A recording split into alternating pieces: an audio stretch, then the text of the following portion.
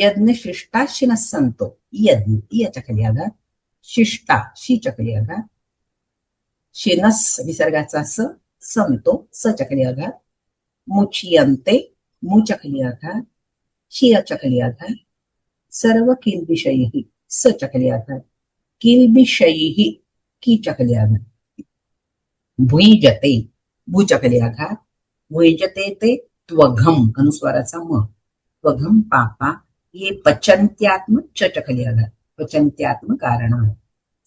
पुन्हा एकदा बघा, यज्ञशिष्टा याच्या खाली आघात, शीच्या खाली आघात, शिनस संतो विसर्गाचा स, संतो सच्या खाली आघात, मुच्यन्ते मुच्या खाली आघात, शियाच्या खाली आघात, सर्व किल्बिषयी सच्या खाली आघात, कीच्या खाली आघात, भुईजते भूच्या खाली आघात, भुईजते ते त्वघम अनुस्वाराचा म, पापा ये पचन्त्यात्म चच्या खाली आघात, पचन्त्यात्म कारणात.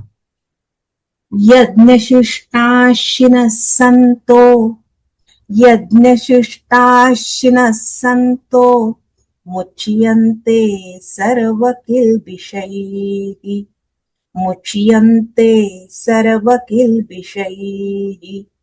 यज्ञशिष्टाशिनः संतो, मुच्यन्ते सर्व किल्बिषयी. भुञ्जते ते त्वघं पापा, भुञ्जते ते त्वघं पापा, ये पचन्त्यात्मकारणात्, ये पचन्त्यात्मकारणात्. भुञ्जते ते त्वघं पापा, ये पचन्त्यात्मकारणात्. यज्ञशिष्टाशिनः संतो, मुच्यन्ते सर्व किल्बिषयी. भुञ्जते ते त्वघं पापा, ये पचन्त्यात्मकारणात्. गीताई बघा, यज्ञात उरले खाती, संतते दोष जाळीती, रांधिती आपुल्यासाठी, पापी ते पाप भक्षिती. यज्ञशिष्टाशिनः संतः सर्व किल्बिषयी, किल्बिषयी मुच्यन्ते. म्हणजे यज्ञशिष्टाशिनः संतो, यज्ञातील अवशिष्ट म्हणजे यज्ञातलं उरलेलं, शेष यज्ञातलं अवशिष्ट म्हणजे काय, यज्ञ करून सगळ्यांना देऊन उरलेलं अशा अर्थाने. यज्ञ करून शेष जे राहिलेलं भाग आहे त्याचं ग्रहण करणारे, यज्ञातलं शेष राहिलेलं ग्रहण करणारे श्रेष्ठ संत म्हणजे श्रेष्ठ, सर्व किल्बिषयी मुच्यते, सर्व पापापासून मुक्त होतात. म्हणजे यज्ञ करून सर्वांना प्रसाद देऊन जे अवशिष्ट राहिलं त्याचं भोजन करणारे किंवा त्याचं ग्रहण करणारे ते कोण, ते श्रेष्ठ पुरुष सर्व पापातून मुक्त होतात. परंतु ये पापाः आत्मकारणात पचन्ति ते उद्यम भुञ्जते. परंतु जे पापी लोक आत्मकारणात पचन्ति, स्वतःसाठीच भोग घेतात तर स्वतःसाठीच अन्न शिजवतात अशा अर्थाने ते उद्यम भुञ्जते, ते पापच भक्षण करतात. म्हणजे सगळे उपभोग स्वतःसाठीच वापरतात अशा अर्थाने तो शब्द आहे की ते काय करतात, ते पापच भक्षण करतात. इतरांना काहीही न देता फक्त स्वतःसाठीच सगळ्या गोष्टी वापरणं, याला म्हटलंय पापी. असे ते पापच भक्षण करतात. म्हणजे आधी कर्तव्य करा आणि मग उपभोग घ्या, हे गीता आपल्याला सांगतात. की कधी प्रत्येक आपल्या वाट्याला आलेलं प्राप्त कर्म करा, स्वधर्माचं पालन करा. यज्ञ करा म्हणजे स्वधर्माचंच पालन करा आणि जे काही प्राप्त तुम्हाला होईल त्याच्यातले सगळ्यांना देऊन, इतरांना देऊन, म्हणजे यज्ञाचा रूपकाच्या अर्थाच्या दृष्टीने बघा की जे आपण प्रसाद दाखवतो, नैवेद्य दाखवतो, मग काय तो सगळ्यांना वाटून, म्हणून यज्ञातील अवशिष्ट म्हणतात की अशा प्रकारे सगळ्यांना देऊन उरलेलं आपण सेवन करणे, हे असं जे करतात ते श्रेष्ठ आहे. कर्तव्य कर्म करून जे जे आपल्याला मिळतं त्याच्यामध्ये इतरांचं सुद्धा वाटा आहे हे लक्षात ठेवणं महत्वाचं आहे. म्हणून सगळ्यांना देऊन उरलेलं आपण घेणं, हे आदर्श ही गोष्ट कशी, याला म्हटलं की अशा प्रकारे ती माणसं काय श्रेष्ठ आहेत आणि ती सर्व पापातून मुक्त होतात. मुळामध्ये आपल्याकडे बघा, म्हणजे हे संपूर्ण अशा प्रकारे जो जीवन जगतो ना, ते जीवन कसं आहे, अतिशय शांत आणि समाधानी जीवन आहे, आदर्श जीवन आहे. अशा प्रकारे प्रत्येकाने वागलं तर काय आहे, हे सृष्टीचं चक्र नियमित चालणार आहे. प्रत्येकाने आपापल्या वाट्याला आलेलं कर्म करून, स्वधर्माचं पालन करून, इतरांची जाणीव ठेवून उरलेलं आहे ते आपण भोगणं. भोगाला इथे गीता कधीही तुम्हाला हे म्हणत नाकारत नाही. प्रत्येकाने त्या त्या चांगल्या चांगल्या गोष्टीचा आनंद घेतलाच पाहिजे, आपण केलेल्या गोष्टींचा उपभोग घेतलाच पाहिजे, पण कसा, इतरांची जाणीव ठेवून उरलेले आपण भोगायचे, हा भाव इथे म्हणे. आणि याला आदर्श जीवन पद्धती गीता म्हणते. बघा, आपल्याकडे एक श्लोक असा आहे की गृहस्थाश्रमामध्ये नकळत प्रत्येक वेळी काही आपण मुद्दामून जाणीवपूर्वक पाप गोष्टी आपल्या हातून घडतात असं नाही, अनेक गोष्टी, अनेक चुकून होणाऱ्या घटना आहेत त्याच्यामध्ये, किंवा त्याला पर्याय नाही. म्हणजे तर एक श्लोक असा आहे की नकळत आपल्याकडनं काही प्रकारची पाप दैनंदिन जीवनामध्ये होतात. आता हा श्लोक आहे तो त्या पूर्वीच्या काळातल्या जी गृहस्थाश्रमाची जगण्याची पद्धत होती त्याच्या उद्देशाने केलंय. या गोष्टी आपण करतोच, फक्त शब्द वेगळे आहेत. श्लोक असा आहे बघा, कंडणी पेशणे चुल्ली चोद कुंभीच मार्जनी पैंच सुना गृहस्थस्य पैंच यज्ञात प्रणश्यती. म्हणजे गृहस्थाश्रमामध्ये कळत न कळत आपल्याकडनं 5 हत्या होतात. कोणत्या प्रकारची कर्म आपण करतो गृहस्थाश्रमामध्ये, तर कंडणी, आता ह्या सगळ्या पूर्वीच्या क्रिया आहेत. कांडण करणं, नंतर सांगितलं पेशणी म्हणजे दळण करणं, चुल्ली म्हणजे चूल पेटवणं, किंवा उदकुंभी म्हणजे काय, पाणी भरून ठेवणं, आणि मार्जनी म्हणजे सडा संमार्जन. गृहस्थाश्रमातल्या या आवश्यक गोष्टी आहेत, या सगळ्या केल्या जातात. पण ह्या गोष्टी करताना अनेक जीवाणूंची हत्या होते, हिंसा होते. मग त्याच्यासाठी काय आहे, म्हणून आपल्याकडे 5 यज्ञ आहे. मग ते 5 यज्ञ कोणते आहेत, भूतयज्ञ, अतिथी यज्ञ, पितृयज्ञ, देवयज्ञ आणि वैश्वयज्ञ. अशा प्रकारे गृहस्थाश्रमामध्ये या गोष्टी कराव्यात. म्हणजेच काय करायचं की जे जे गोष्टी आपण करतो, भूतयज्ञ म्हणजेच काय, अन्न ग्रहण करण्यापूर्वी आधी सगळ्यात एक भाग आपल्याकडे काढून घ्या, चित्रावती घालणे हे होतं पूर्वीच्या काळात. म्हणजेच काय, एक तर त्याचा अर्थ असा आहे की जमिनीवर आपण जेवण करायचो, शेणाने सारवलेली जमीन असायची, किडे वगैरे असायचे त्याच्यामध्ये, ते आपल्या अन्नामध्ये येऊ नयेत. कारण काय, केळीच्या पानावर वगैरे जेवण करावे, पत्रावळीवर जेवण असायचं, ते पानात येऊ नये म्हणून एक बाजूला, की ती किडा ज्या असेल तर त्या आपण जे बाहेर काढून ठेवले ते अन्न त्यांच्यासाठी आहे. पण दुसरा हेतू हा आहे की त्यांना सुद्धा आपल्या अन्नातला भाग देणं. नंतर काय आहे, काकबली म्हणजे कावळ्यासाठी एक घास काढून ठेवला जायचा.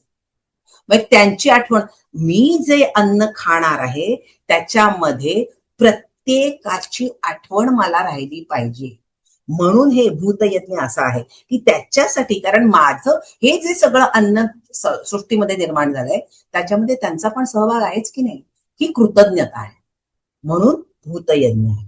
अतिथी यज्ञ काय, अतिथी यज्ञ म्हणजे जो कोण दारी येईल त्याला आनंदाने जेवू घालणे. प्रत्येकाला, आणि त्या काळात यायची ना, वेगवेगळ्या प्रकारची माणसं यायची. मग जेवणाच्या वेळेला आपण म्हणतो ना की भुकेच्या वेळेला जर मनुष्याला पहिल्यांदा त्याला जेवू घाला, मग यजमानांनी जेवायचं. नंतर पितृयज्ञ, आपल्याला जे काही मिळालेलं आहे ते आपल्या पितरांच्या आशीर्वादाने मिळेल, म्हणून आपण आता सुखी आणि समाधानी जीवन जगतो आहोत, ही कृतज्ञता, म्हणून तो पितृयज्ञ. देवयज्ञ म्हणजे काय, देवांचा तर आहेच, देवयज्ञ भगवंताला हे अर्पण करणं हा एक भाग आहे. म्हणजे नैवेद्य दाखवतो, जेवणापूर्वी नैवेद्य दाखवायचा. आणि वैश्वयज्ञ म्हणजे काय, हा जो हवन केलं जातं यज्ञकुंडामध्ये, हे काय आहे, ते परमेश्वराला अर्पण केलेलं आहे. अशा प्रकारचे 5 यज्ञ आहेत. म्हणजे तुम्ही बघा, आपल्याकडे यज्ञ तर ठीक आहे, तुम्ही म्हणा हे प्रत्येकाला शक्य आहे का, नाही, पण आपल्याकडे हे सगळं छोट्या प्रमाणात पण हे केलं जायचं. किंबहुना कहाण्यांमध्ये सुद्धा ह्या गोष्टी येतात. हाकारे पिटारे डांगोरा, नगरात कोणी उपाशी आहे का याचा शोध करा. उपाशी नाही, तपाशी नाही, पण दारामध्ये आमका आलेला आहे. राजानी जेवण करण्यापूर्वी काय केलं पाहिजे? हाकारे पिटारे डांगोरा म्हणजेच काय? जे कोणी उपाशी आहेत त्यांना आधी खाऊ घाला, हाच भाव इथं आहे. जे यज्ञ सांगितले, यज्ञ हा शब्द खूप मोठ्या प्रमाणात याच्यावर झाला, पण आपल्याकडे कहाण्यांमध्ये सुद्धा हीच प्रक्रिया आहे की सगळ्यांना जेवू घाला, सगळ्यांची जाणीव ठेवा आणि मग तुम्ही उरलेलं आपण प्रसाद म्हणून ग्रहण करा. आणि जे अशा पद्धतीने जीवन जगणार नाही ते काय करतात? ते पापी आहे. म्हणजेच काय? दुसऱ्यासाठी जगलास तर खरा जगलास आणि स्वतःसाठी जगलास तर मेलास. अंतकणिकरांचे आपल्याकडे म्हणजे जे आता माझ्या वयाचे त्यांना असे माहिती असेल, लघुनिबंध वगैरे असे प्रकार आपल्याला मराठीमध्ये असायचे शाळेमध्ये असताना, आणि अशा छोट्या छोट्या कथा असायच्या, त्यामध्ये बोधच असायचा. पण म्हणजेच काय की तुमचं जीवन हे कशासाठी आहे? सगळ्यांसाठी आहे. स्वतःसाठी जगणं याच्यात कुठलाही पुरुषार्थ नाहीये. कारण मुळामध्ये समाजाची सृष्टीची रचनाच अशी आहे की परस्परम भावयंत, दुसऱ्यासाठी त्याग समर्पण याच गोष्टी महत्वाच्या आहेत. एक तीळ 7 जणांनी वाटून खावा, काय म्हणीचा अर्थ आहे? अर्थ तोच आहे, सगळ्यांची जाणीव ठेवा. आणि हेच भगवंत इथं सांगतात की अशा प्रकारे जे भगवंत गीतेत सांगतात तेच आपल्याकडे वेद सांगतात, तेच मनुस्मृतीमध्ये सांगतात. म्हणजे अघंस केवलम भूते या पचंत्यात्म कारणात मनुस्मृतीमध्ये सांगितलं. म्हणजे काय? जे आपल्यासाठीच शिजवतात ते पाप खातात. किंवा वेदांमध्ये काय म्हटलंय? केवलाद्यो भवती केवलाद. ऋग्वेदामध्ये म्हटलं म्हणजे काय? एकटा खाणारा पापरूप बनतो. सगळ्यांसाठी आपलं आयुष्य आहे, हीच भावना सगळ्यातनं वर्णन केलेली आहे. आणि ज्ञानेश्वरांनी सुद्धा तेच सांगितलंय की म्हणून स्वधर्मी जे अर्जे ते स्वधर्मीची विनियोगिजे, मग उरे ते भोगीजे संतोषेसी.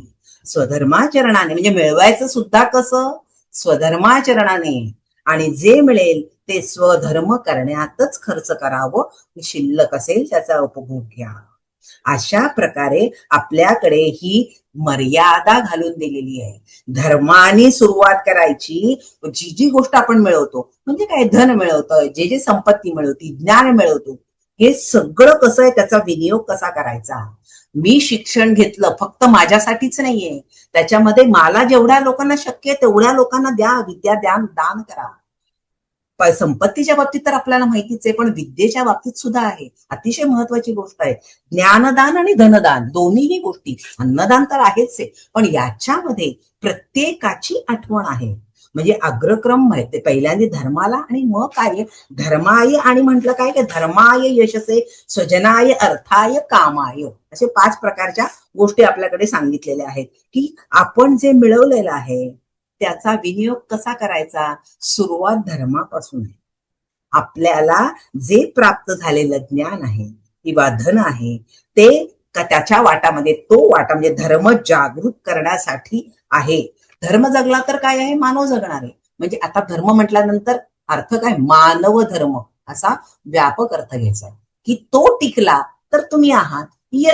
यश सुद्धा व्यक्तीचं असतं का नाही? मगाशी म्हटलं तसं तुमच्या यशामध्ये सगळ्यांचा वाटा असतो, याची जाणीव आहे. मग ते यश कसं? हे सगळे अध्यारूत आहे. मिळालेलं यश कसं आहे? तर ते चांगल्या मार्गाने, सदाचाराने, भ्रष्टाचाराने मिळवलेलं नाही. म्हणून हे सगळं अध्यारूत आहे. म्हणून ते फार त्याचं एक्सप्लेनेशन द्यायची गरज नाही. यश म्हटलं की ते सदाचाराचंच असणार आहे. किंवा जे आपण खर्च स्वजनांसाठी खर्च करा. आता स्वजन म्हणजे कोण? फक्त माझे नातेवाईक, माझे कुटुंबातले लोक का? नाही. मागाशी मी जे म्हटलं ना, आपल्या प्रतिज्ञेमध्ये भारत माझा देश आहे आणि सारे भारतीय माझे बांधव आहेत. आता म्हणजे माझी व्याख्या केवढी मोठी झाली? सारे भारतीय. मग इथे कोणा स्वजन कोण आहेत? माझे भारतीय आहेत. मग संपूर्ण जग आहे. हे सगळे माझेच आहेत. अशा पद्धतीने तुमचा व्यवहार झाला पाहिजे. अर्थाय म्हणजे पैसे मिळवल्यानंतर पैसे म्हणजे इन्व्हेस्टमेंट पण सांगितली आहे. अर्थाय म्हणजे काय?